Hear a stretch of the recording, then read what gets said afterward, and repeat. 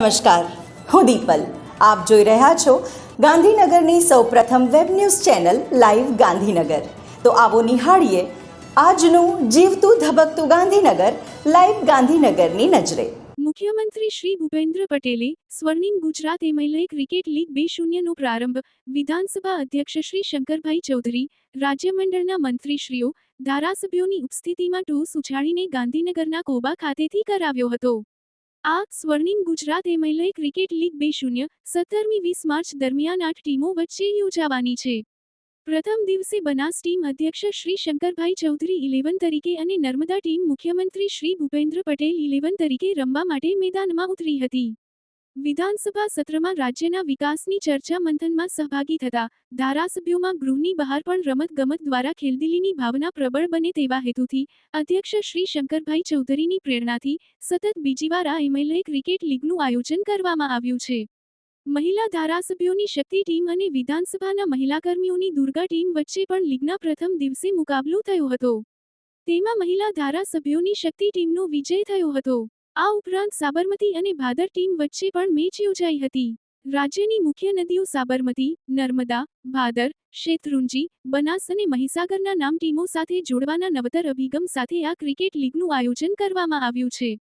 તદનુસાર ગ્રુપમાં સાબરમતી, ભાદર અને શેત્રુંજી તથા ગ્રુપમાં નર્મદા, બનાસ અને મહીસાગર વચ્ચે ક્રિકેટ મેચ રમાવાની છે. 20મી માર્ચ ગુરુવારે મીડિયાકર્મીઓ અને વિધાનસભાના અધિકારી કર્મચારીઓ વચ્ચે ક્રિકેટ મેચ યોજાવાની છે. તે જ દિવસે લીગની વિજેતા ટીમો વચ્ચે ફાઇનલ મેચ યોજાશે.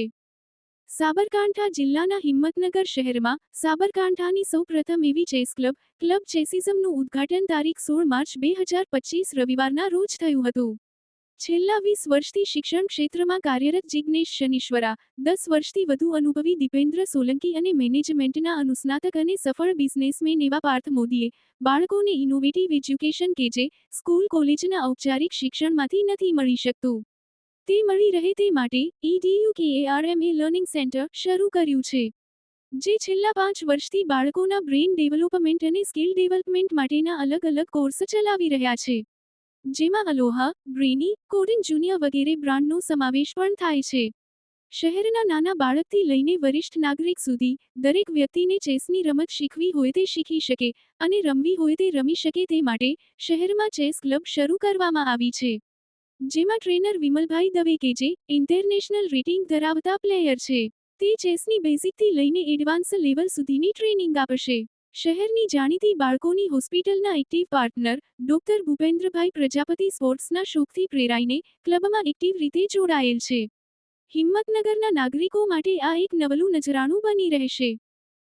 તો દર્શક મિત્રો, આપે અનુભવ્યો ગાંધીનગરનો ધબકાર. આપની આસપાસ બનતી આવી જ ઘટનાઓની જાણકારી અમારા સુધી પહોંચાડવા માટે સ્ક્રીન પર દર્શાવેલ નંબર પર વોટ્સએપ દ્વારા અથવા ઈમેલ આઈડી પર મેલ કરીને આપ અમારો સંપર્ક કરી શકો છો. ધન્યવાદ.